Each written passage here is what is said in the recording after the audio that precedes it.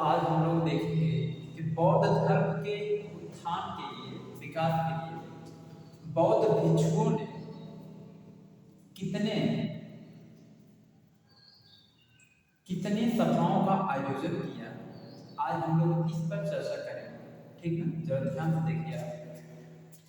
तो यहाँ पे पहले लिखते हैं तो सभा, सभा, ठीक। उसके बाद यहाँ पे रहेगा आपका समय, स्थान,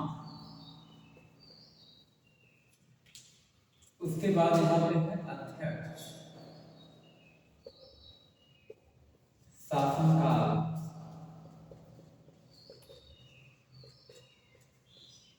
ठीक। ध्यान देखिए सभा में पहला यानी कि पहली बौद्ध संगीत,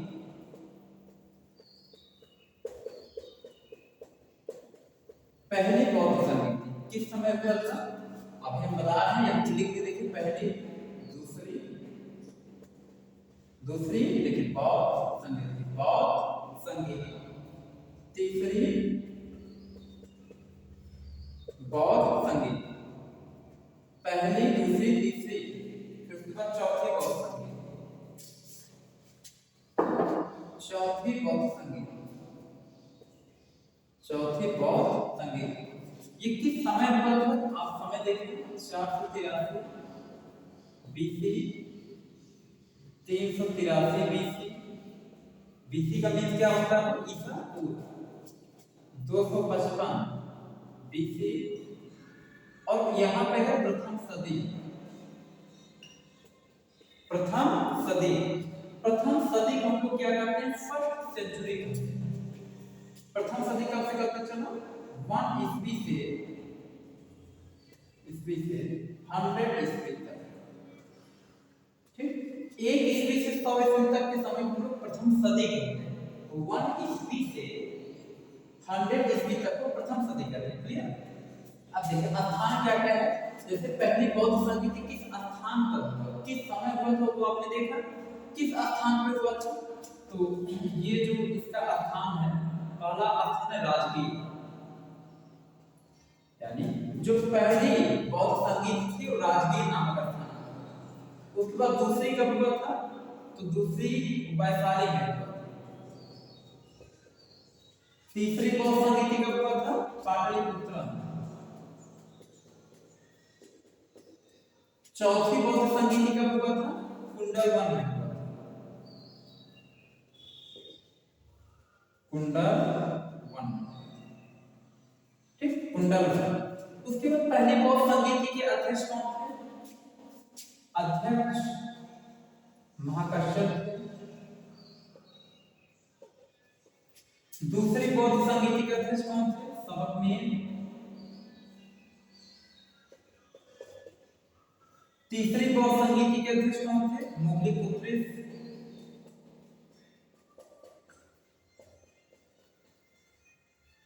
ठीक।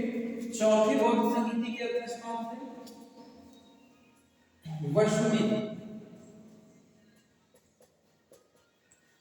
एक और भी थे, उनका नाम था अश्वघोष। ठीक। वसुमित्र कहिए या अश्वघोष कहिए, बातें। अब देखिए पहले बौद्ध संगीति किसके शासन काल में हुआ, मतलब किस राजा के शासन काल में हुआ? अजातशत्रु।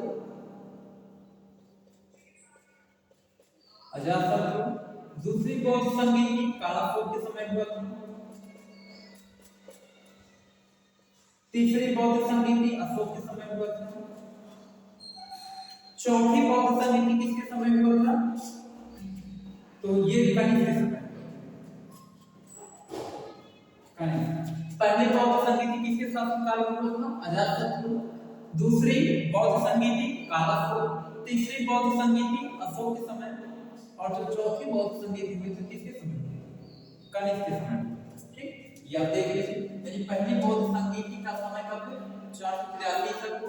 स्थान राजगीर, अध्यक्ष महाकश्यप, शासनकाल अजातशत्रु। दूसरी बौद्ध संगीति का 383 तक को वैशाली में हुआ था। अध्यक्ष सबकमेन, शासनकाल कालाशोक के समय, ठीक। तीसरी बौद्ध संगीति 255 ईसा पूर्व में स्थान पाटलिपुत्र, अध्यक्ष मुगलिपुत्री हैं, मतलब ये अध्यक्ष थे। इस कार्यक्रम के मेन अध्यक्ष मेन करने वाले, सब काम को देखने वाले यही लोग, अध्यक्ष में ही यही लोग आते हैं।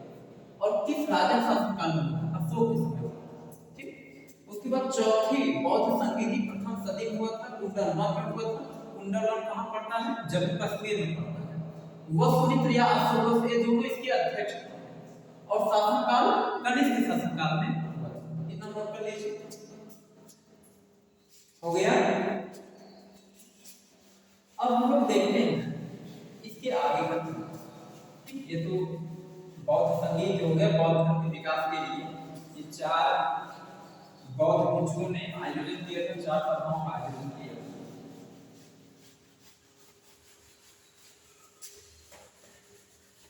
ठीक है, अब देखिए,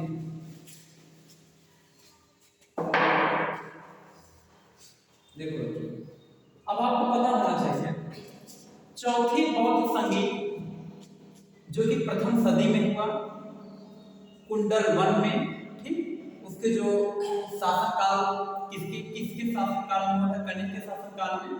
इस चौथी बौद्ध संगीत के बाद जैसा कि आपने सुना था कि महात्मा बुद्ध ने आनंद से कहा था, जब आनंद ने कहा कि बौद्ध धर्म में महिलाओं को सम्मिलित कर लिया जाए, तो आनंद के बार बार कहने पर महात्मा बुद्ध ने अपने बौद्ध सभा में महिलाओं को जब सम्मिलित करने का आदेश दिया, तो उसी समय महात्मा बुद्ध ने आनंद से कहा था कि अय आनंद, अब ये बौद्ध धर्म बहुत दिनों तक इसी रूप से नहीं चल रहा है, यानी बौद्ध धर्म का विखंडन होना क्लियर है।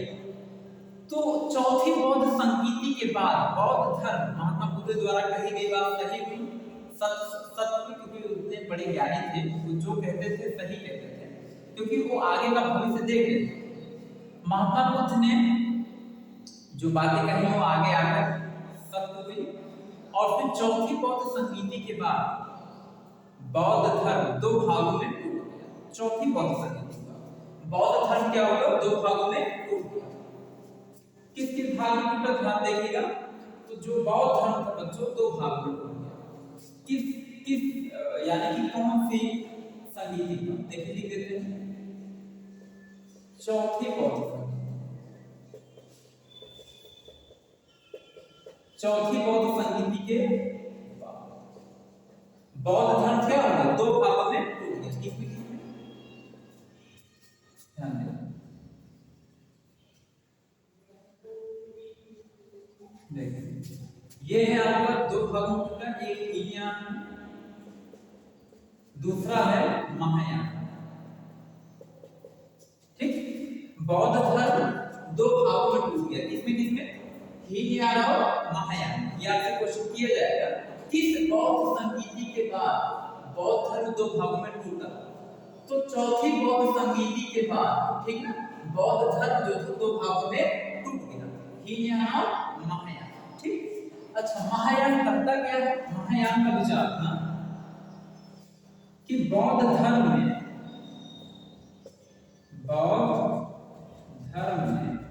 समयानुसार परिवर्तन होना चाहिए। समयानुसार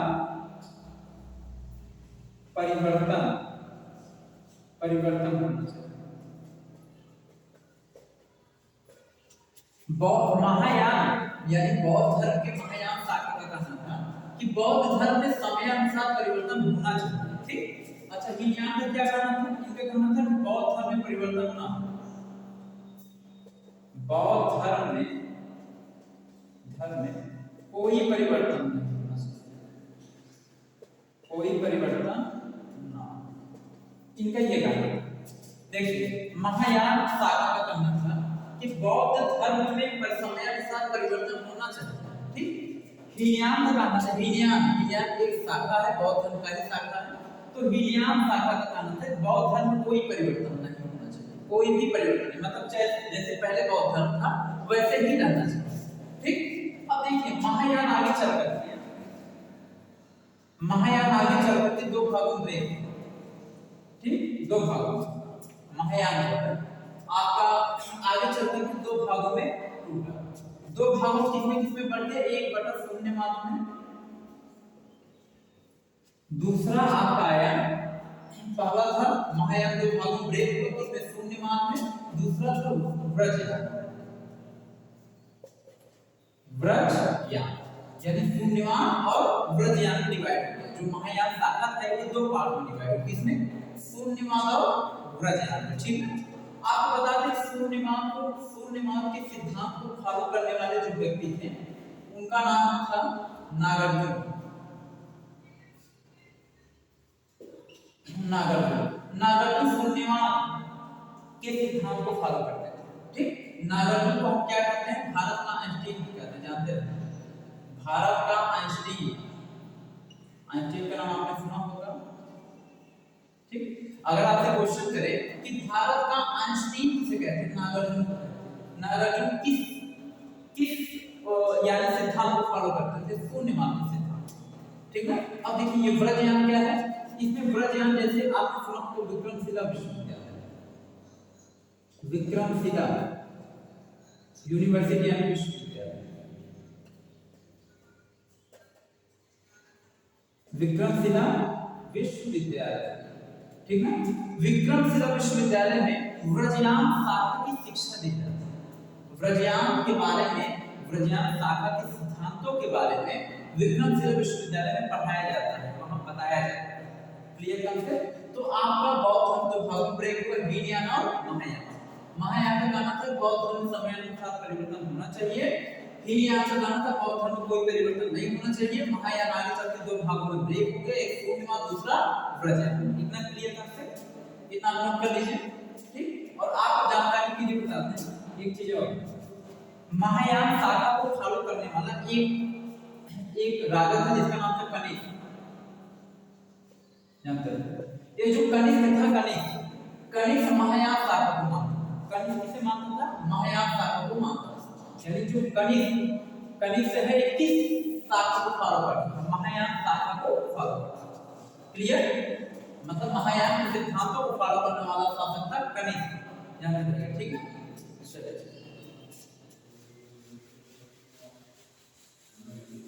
आगे का अगला पॉइंट हम आपको बताते हैं, ध्यान दीजिएगा।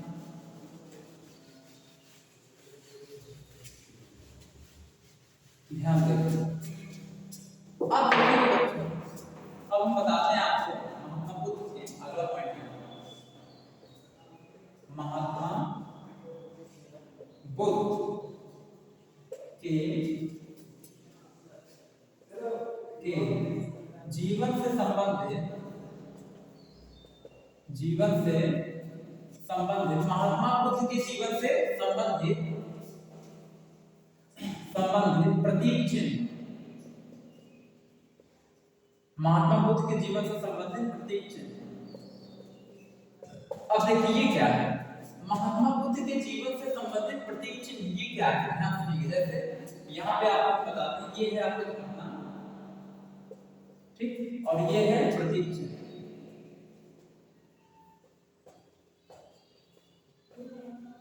ठीक, देखिए अब हम आपको बताएं, ध्यान सुनिएगा। जब महात्मा बुद्ध अपनी माँ के जब गर्भ में थे, तो उस समय उनकी माँ के सपने में, जब महात्मा बुद्ध अपनी मतलब माँ के गर्भ में थे, तो उस समय उनकी माँ के सपने में हाथी का दृश्य है, हाथी का स्वप्न है। तो उसी को प्रतीक चिन्ह बनाया गया, मतलब इनके एज के अनुसार जिस कार्य को करते गए उसका कोई ना कोई प्रतीक चिन्ह बनता गया। जैसे देखिए अभी मैं बताता हूँ, जैसे जब ये अपनी माँ के गर्भ में थे, ठीक, महात्मा बुद्ध, उस समय जो प्रतीक चिन्ह था, यानी जब महात्मा बुद्ध अपने माँ के गर्भ में थे, उस समय का जो प्रतीक चिन्ह था वो हाथी था। आपसे क्वेश्चन किया जाएगा कि गर्भावस्था मतलब गर्भ में जब महात्मा बुद्ध थे, उस समय उनका जो प्रतीक चिन्ह था क्या था, हाथी था। अगला, अब देखिए जब ये जन्म लिए, महात्मा बुद्ध जब इस धरती पे जब जन्म ले लिए, ठीक, उस समय प्रतीक चिन्ह क्या था, कमल। उस समय का प्रतीक चिन्ह क्या था, कमल। उसके बाद जब महात्मा बुद्ध युवा अवस्था में आए, महात्मा बुद्ध जब युवावस्था में आए उस समय का प्रतीक चिन्ह क्या था? सांड। उस समय का प्रतीक चिन्ह सांड। जब महात्मा बुद्ध जो है यानी युवावस्था के बाद जब महात्मा बुद्ध जो है गृह त्याग किया, गृह त्याग, ध्यान देना बच्चों, महात्मा बुद्ध के गृह त्याग को हम लोग बौद्ध धर्म में महात्मा बुद्ध ने जब घर को त्याग दिया, छोड़ दिया, सन्यासी जीवन के लिए निकल पड़े, तो उनके गृह त्याग को बौद्ध धर्म में महाविनिष्क्रमण कहा जाता है। देखो लिख देते हैं, महाविनिष्क्रमण।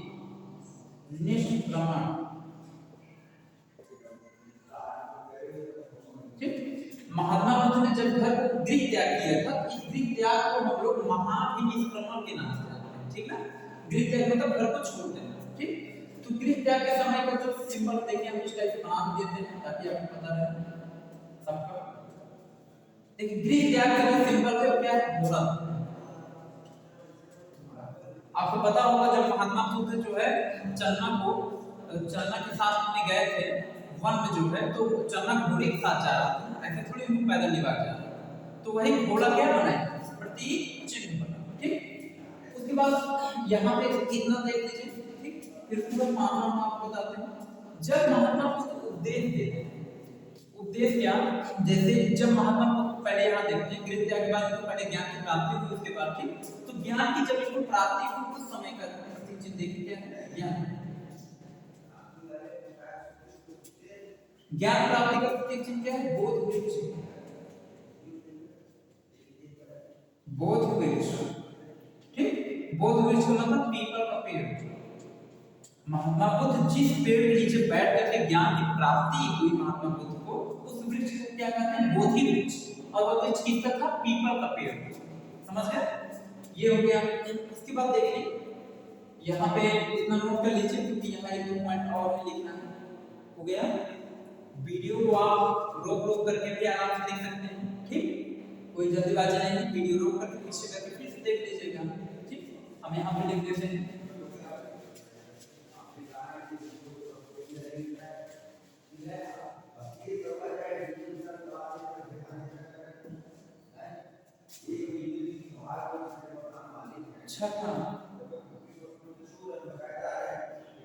छठा पॉइंट ध्यान दीजिए बच्चों। देखिए छठा पॉइंट ये कि जब महात्मा बुद्ध जब उपदेश देते, महात्मा बुद्ध जब उपदेश देते थे उस समय इनकी देखिए आपने देखा होगा महात्मा बुद्ध जब उपदेश देते थे, उपदेश देते समय इनके पीछे आपने देखा होगा ऐसे एक लालिमा आभा ऐसे ऐसे चलता रहता है, मतलब पीछे आपने देखा होगा एक लालिमा आभा ऐसे चलता रहता है, चक्र की तरह। देखेंगे नहीं? महात्मा बुद्ध जब उपदेश देते हैं इनके पीछे आपने देखा होगा एक आभा जैसा ऐसे चक्र चलता रहता है। आभा मतलब जो व्यक्ति बहुत ज्ञानी होते हैं उनके पीछे उनका तेज मतलब सर के पीछे उनका तेज ऐसे चलता रहता है, ठीक ना? बहुत ज्ञानवान पुरुष के ऐसे लक्षण होते हैं। तो जब ये उपदेश देते थे तो उसका प्रतीक चिन्ह जो था वो क्या था? चक्र। चक्र जो ऐसे गोला गोला चलता रहता है ऐसे पीछे वो चक्र जैसा रहता है, ठीक? उसी को चक्र कहते हैं। उसके बाद इनको जब निर्वाण की प्राप्ति हुई, निर्वाण का मतलब मोह माया छोड़ दी, धरती पर रहते हुए इन्होंने मोह माया को छोड़ दिया, ठीक ना?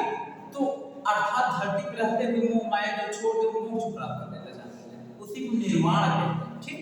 तो निर्वाण के समय का इनका जो प्रतीक चिन्ह था पद चिन्ह, ठीक? पद चिन्ह। उसके बाद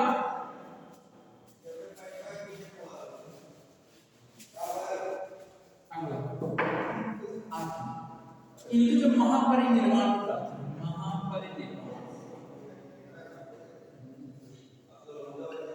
महात्मा बुद्ध महापरिनिर्वाण की मृत्यु, ठीक है? महात्मा बुद्ध के मृत्यु को महापरिनिर्वाण कहा, ठीक? तो महात्मा बुद्ध की जब मृत्यु हुई, मृत्यु का मतलब महापरिनिर्वाण की प्राप्ति हुई, तो इस महापरिनिर्वाण को क्या कहा जाता है? इस महापरिनिर्वाण का जो प्रतीक चिन्ह था क्या था? अस्तु, ठीक? यानी महात्मा बुद्ध की जब मृत्यु हुई तो तो मल्लों ने क्या किया था, मल्लों ने महात्मा बुद्ध के अस्थियों के राख 8 अलग अलग स्थानों पर रखा था, जिसे अष्ट महास्थान कहते हैं।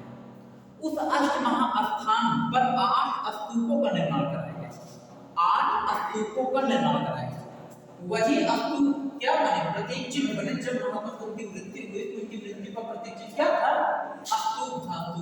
क्लियर कर ले, इतना नोट कर लीजिए।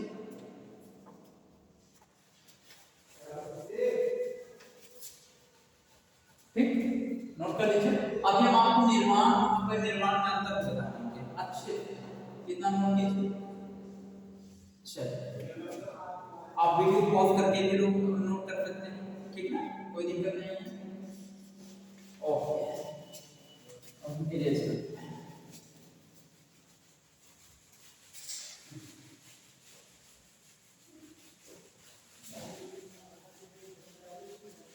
हल्का सा अंदर देखना, ये क्या है, जैसे निर्माण क्या है, अंदर देखना,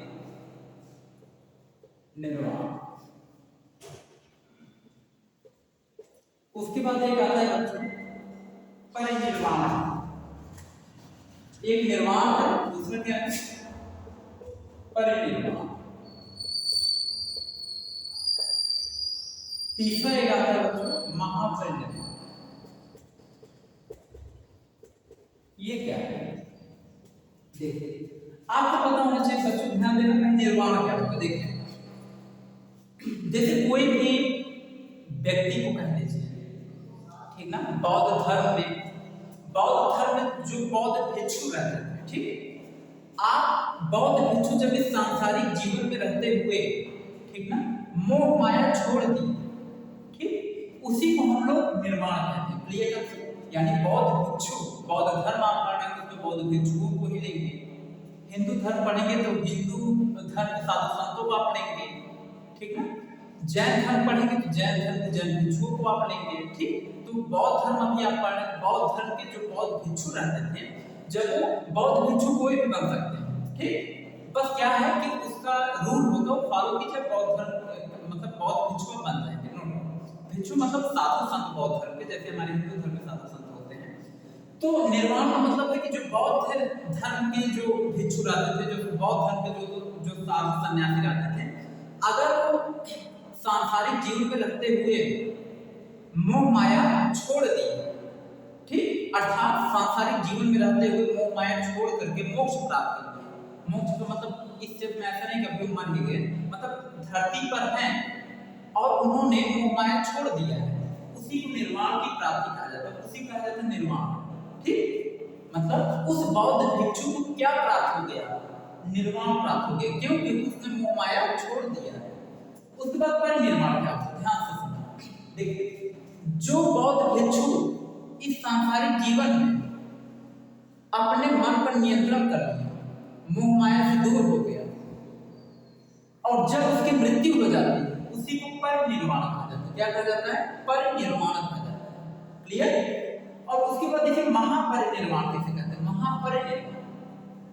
जैसे देखिए अगर कोई सामान्य बौद्ध भिक्षु है, जैसे बौद्ध भिक्षु है, ज्ञानी है, ठीक है, ज्ञानी बौद्ध भिक्षु है या सामान्य बौद्ध भिक्षु है, इन सब की जब मृत्यु होती है तो उसे हम लोग परिनिर्वाण कहते हैं, ठीक। लेकिन जब बौद्ध धर्म की, जैसे बौद्ध धर्म के संस्थापक, मतलब बौद्ध धर्म के संस्थापक कौन है, महात्मा बुद्ध है, तो जब ऐसे बहुत बड़े व्यक्ति का, बौद्ध धर्म के बहुत बड़े प्रवर्तक का, बहुत बड़े व्यक्ति का, बहुत बड़े ज्ञानी पुरुष को, बहुत बड़े ज्ञानी जब मृत्यु होता है तो उसको हम लोग महापरिनिर्वाण कहते हैं, ठीक। जैसे आपने देखा होगा, आप जानते हैं, जैसे हमारे भारत के राष्ट्रपति, उनको हटाने के लिए हम क्या लगाते हैं, उनको हटाने के लिए हमारे भारत की जो संसद है, पार्लियामेंट है, अगर राष्ट्रपति हमारे देश में असंवैधानिक काम करने लगे, अपने शक्ति का दुरुपयोग करने लगे, तो उनको हटाने के लिए क्या लगाया जाता है, महाभियोग।